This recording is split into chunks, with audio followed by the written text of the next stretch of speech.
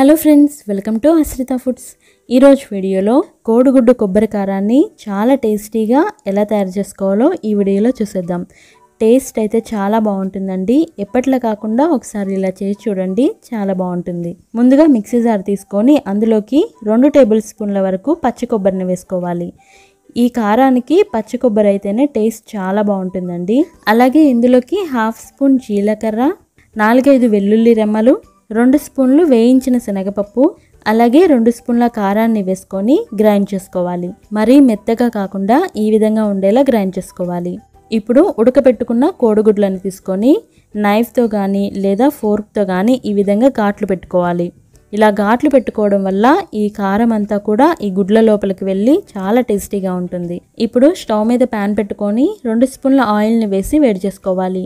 ఈ ఆయిల్ వేడైన తర్వాత 2 మీడియం సైజు ఉల్లిపాయలని సన్నని ముక్కలుగా కట్ చేసుకొని వేసుకోవాలి. ఈ ఉల్లిపాయలని ఒక 2 నిమిషాల వరకు ఫ్రై చేసుకోవాలి.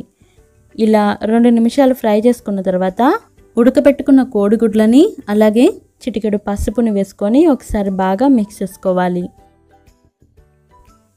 ఇప్పుడు వీటిని ఆనియన్స్ అన్నీ కూడా గోల్డెన్ కలర్ వచ్చేంత వరకు ఫ్రై చేసుకోవాలి. ఇప్పుడు ఇందులోకి మనం ముందుగా ప్రిపేర్ చేసి పెట్టుకున్న కొబ్బరి కారాన్ని వేసుకొని 1 నిమిషం పాటు కలుపుకుంటూ ఫ్రై చేసుకోవాలి.